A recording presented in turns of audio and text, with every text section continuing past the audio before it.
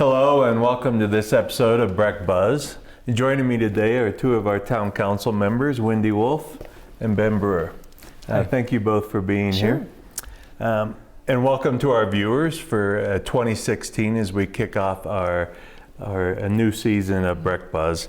And I do have to take a minute and say that this is an exciting time for me because it's my first official Breck Buzz as the new town manager. And I'm very excited, humbled, and honored to be looking forward to this role. And even though I've been with the town for a while, I'm excited about this opportunity. Congratulations. And thank you. I'm glad you're both here with me. Well, and we're not going to give you any break-in period. We're just here to say, so jump right in. Yeah, jump right in. Well, speaking of jumping right in, maybe we should get to our topics.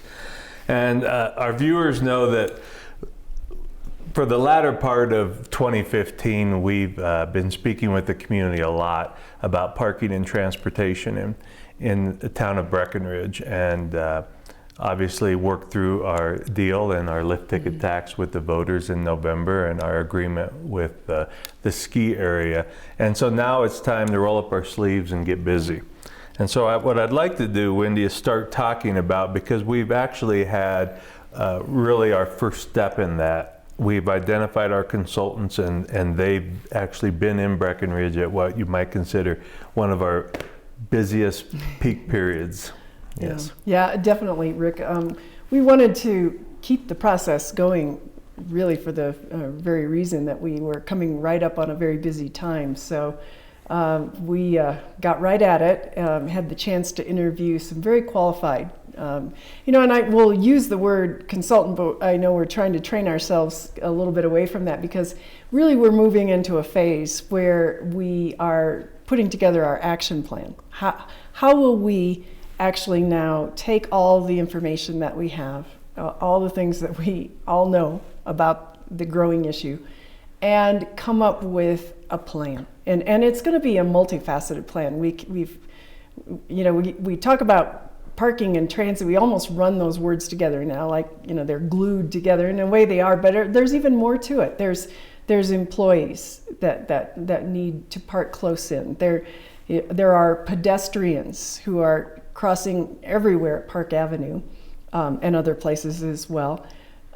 We have, bikes. This is a bike-friendly town, and we look one way in the winter, and then in the summer we turn into kind of a different town with all the bikes and the need for bike racks and bike lanes, and so it's a very multifaceted problem and challenge and opportunity. So we went out and looked for the people that could join our team and help us put together a really productive action plan that we could also take to the community and get buy-in. So we went through a process of several interviews. I had a chance to sit in on some of these interviews, and they're fascinating. There are people out there in the world who spend every day in and day out, working with communities to solve these very same issues. So we went through a process and narrowed it down, and then we came to a pretty quick consensus on one team that we thought fit Breckenridge the best.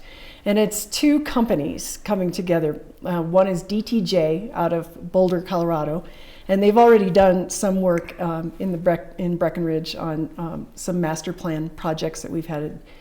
And so they're somewhat familiar with Breckenridge, and the principal is quite familiar with Breckenridge, and he's very fond of it. And he saw a good opportunity to partner with another organization that's actually out of California, and their name is Nelson Nygaard. And they have worked all over the United States and indeed all over the world, and also in resort towns. We've heard recently are working in Park City as well as Breckenridge. They really bring in the traffic engineering expertise, and they understand things like how roundabouts factor in, and should it be a roundabout or should it be intersection with stoplights and things like that. So they really understand that. They understand how pedestrians slow down traffic, and they can run models and So that is going to be a level of expertise that is really helpful to help shape our plan. So we said to them in our interview process that one stipulation of hiring anyone on this team is that you have to agree to be with us between Christmas and New Year's of this year. Boots on the ground. Come see what we look like on some of the busiest days of the year. And that probably put a little bit of a damper on some of their Christmas plans, but they were great sports about it. And by golly, we had them here and they did experience that. And, I'll let Ben talk a little bit more about what they actually experienced, but I think suffice it to say that we feel that we have a team that's going to be really a pleasure to work with. We're going to work very hard, and we will be seeing the community with some of the preliminary thoughts from this team in February. So more to come on that, but anyway, that's kind of who they are, and here's Ben can talk about what they're going to do and what they saw. Thank you, Wendy, because the consultants did commit to that, and I think that shows their commitment to this project. And I really like what you told our viewers earlier, and that's important to us, is that we don't want to portray to the community that we're doing another study. Yeah. Right. We have, I think people know that we have studied this for many years and many different studies, and that we are committed to action. Yeah. And we are referring to this as a parking and transportation action plan, right, because we expect, by midsummer to have part of that plan ready to put in place, and community support and buy-in, and we'll talk a little bit about what that's going to look like. But the consultants were here starting Monday, December 28th. We always know that week between Christmas and New Year's is probably our peak week of the year. Wouldn't you say, Ben? Yeah, that's it. I mean, you've seen it. From the 26th through to the 1st or the 2nd, I think is our busiest week of the year. And this year wasn't any different, I don't think. This year wasn't any different. Oh gosh. It was full. Our town was full, and so it was the perfect time for them to be here. I'm really very glad that they were willing to be here then, and just see our town when it's at its most crowded, because really that's what we have to design for. We have to design for that week, knowing that there are plenty of weeks in May when we might not need all the infrastructure that we have to put in place to make some of the weeks of our year function properly. I think of it as kind of it's almost like before you get heart surgery, you get an MRI, right? Yeah. You want to make sure that all your arteries are functioning properly, and you want to see where all the blockages are, and that's kind of what we're doing. We're in the MRI stage. We're taking a picture. We're looking at our town, when it's at its most crowded, just to see where the blocks are. Mm-hmm. And I think that's a really important exercise. And I think we're kind of in the information gathering and studying stage. We all have our opinions, and we all know how we tend to use town. Avoiding Main Street, or avoiding French Street, or avoiding Park Avenue at the busiest times, avoiding City Market. I guess what I'd like to get to is a time and place where those times will always be crowded, but how can we more efficiently serve the guests and the locals at those times? If we get that right, then our town will work better all times of the year. And I think we have an understanding, and everybody has a different number for it. The ski area recently said that there's 44 busy days of the year, busiest days of the year. And through our traffic studies and things that we've done in the past, we know that there's at least 29 days of traffic control and things like that that we've had to utilize in the past. And so when I was in college at Whittier, I used to go to free concerts at the Santa Monica Pier. And, I saw some epic, wonderful concerts there. And that was in 1990. But even then, there was traffic in Santa Monica, and Nelson Nygaard is the firm that that Santa Monica hired Right. to look at and study and try to re-engineer their traffic patterns Right. in Santa Monica, because you basically have the ocean, which is this hard, stopper, and Highway 1, which is very crowded already, and then you have people trying to get across that to go to the Santa Monica Pier, and how does that all work? Yeah. Well, they studied it, and they came up with solutions in a place like that Right. that has even more population density, talking about the whole population of LA, kind of descending on Santa Monica for an event, for example. They've studied these things. They've seen other areas. They know how to engineer traffic, and I think it is important. It's an important step for us to study this properly and get the opinion of a firm like that has experience doing it in other places. Yeah. And so really I think that's money well spent at this stage, because it could help guide us for many years of this this money coming in from sales tax revenue of ski lift tickets to help with parking and transit. And we want to get that right. We don't want to throw money out the window. We don't want to build something that the community doesn't want. We don't want to misunderstand the problem, even though we might all have opinions about what needs to happen. But I think it's important to get that objective picture of what this firm thinks needs to happen, and then try to reconcile that with what the community wants to do.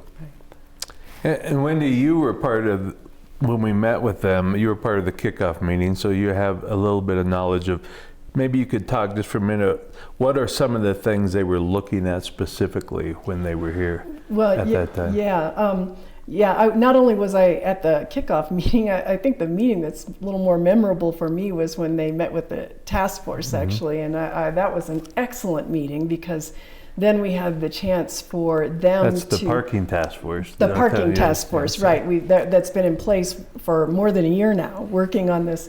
And Nelson Nygaard had the chance to really go around the room and talk to everyone on the task force who comes from a different walk of life in our town, and hear from that person's perspective what they really identified as the key problem and what they thought the key solution would be. And it's interesting because we're still all over the board, as we talk as a town, because again, there's many pieces to this. Just as an aside, one person even brought up how all of us, they wanted Nelson Nygaard to know that, hey, we don't have mail delivered to our homes. And so we all, 5,000 of us or so that live here, visit the post office each day or every other day at least, to pick up our mail. And that's a problem. And somebody quickly said, and by the way, if you don't pick it up, in a day or so, they'll send it back. So, so we are all there. Just saying. And so that was a moment of levity for us, and a moment for Nelson Nygaard to kind of start to understand really what makes Breckenridge, how we really do live in this town day in and day out. And they, some of my interesting takeaways from it is that they ask us, we need to really be sure of what problem we're solving for Breckenridge, because he said that, we know we have that 20 plus, Ben, as you mentioned, ski area thinks it's maybe more, we're in the 20, but we know we have 20 plus days when it gets pretty well toward gridlock here. And do you want us to really solve it for some of those very, very busiest days? Because that's going to look quite different than if we solve it for the next 100 busiest days. And so as a community, I think we will have some decisions to make about what we're really asking them to do. And, you bring in somebody like that who doesn't live in our world every day, and probably pretty quickly they could start to design some 4-lane situations and all that kind of stuff, and larger structures that would handle our cars, and we could take care of that problem. But again, we want to make sure that we keep Breckenridge as we do this, that we are mindful of some of these nuances that define how we live here, the notion of all of us driving to the post office to get our mail, and make that continue to work. And so there was great. I felt like in our first meeting with them, we handed over to them everything that we've learned up to this point. We introduced them to key people that could really bring it to life for them. And now they need a period of time just to organize themselves and then come back to us and give us a place to really assemble this plan. And we all have work to do in terms of needing to land on a place where the problem that we want them to solve. So really identifying what is this problem and how do we articulate the problem, and then make sure that we're all working together to solve the same thing, and we're not all trying to solve something different, and that'll be hard on this community if we can't all kind of talk to each other and speak the same language on what it is we're trying to achieve. But that's further down the road. It takes, I think, Ben, I liked your analogy of we're in the MRI stage. We're starting to catch on to what it's going to take to really be ready for this next step, and you got to do the MRI first. Well, what's the 30,000-foot view, if you will? And that's, I think, the council's prime directive is to look at things from that perspective, and not just from our own narrow, how can my parking be better for me? Right. And how can my transit be better for me? What frequency of buses would it take for me to ride the bus? That kind of thing. Yeah. I think we have to look at it as a whole community, what's best for the whole community. And as long as everybody is doing that, I think we will end up with some really good solutions. I think, and I just wanted to mention that the community has a lot of opportunities coming up to get involved and listen, and also have their voice heard. The first of which would be this coming January 28th. We're having a town hall meeting, which really started as the State of the Town address by the mayor. This was something that that was an idea that I came up with, that, I saw the governor's State of the State address, and I saw the president's State of the Union address, and I wondered why we don't have a State of the Town address. But the idea, I think, and rightly so, kind of evolved into a town hall meeting where, the mayor gets up and kind of, talks a little bit about what we've accomplished and what we've done, and kind of sets an agenda for the future.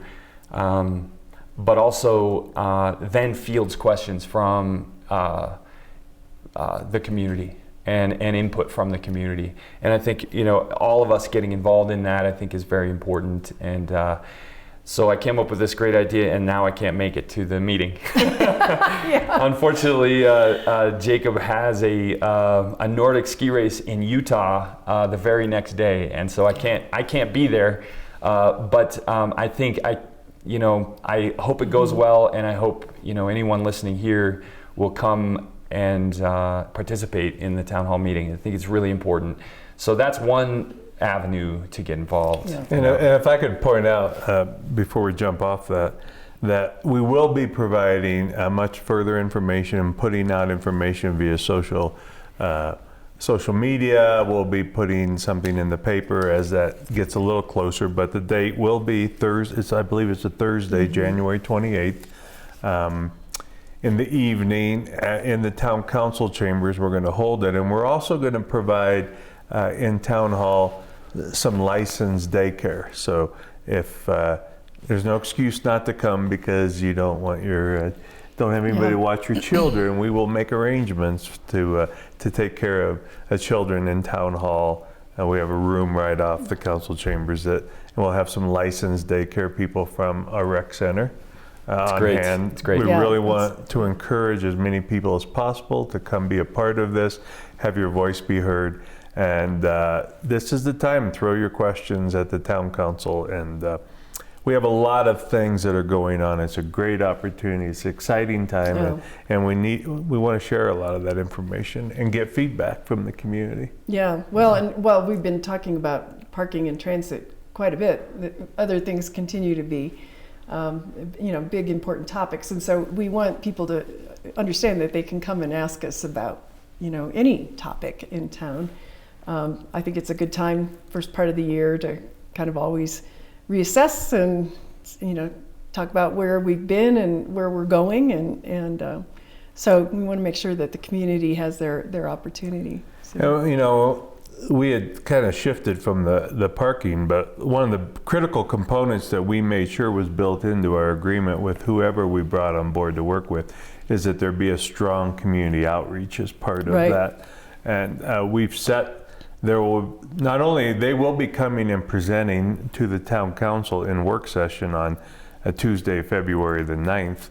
And so any member of the public is welcome to come and listen into that. But we are going to have 2 community meetings on February the 18th. Right. Yes.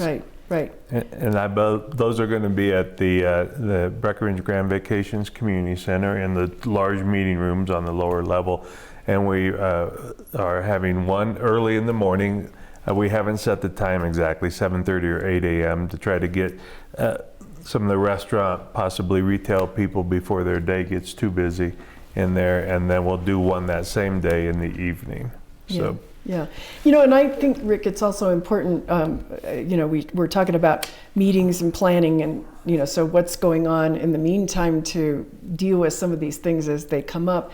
And we're trying to, we have changed. I think a lot of our community members probably have noticed, particularly if they're in the employee parking pool or if you've gotten a permit, that we are looking and continue to make tweaks to some of the lots that we're using for employee parking. And we have noticed over the last few months, have heard from a number of our employees in town that the East Sawmill lot, we were really happy to be able to designate that an employee lot. And then of course it filled up immediately. and we sort of thought it would, and we're happy that it is. But it's getting to the point where it's getting too full.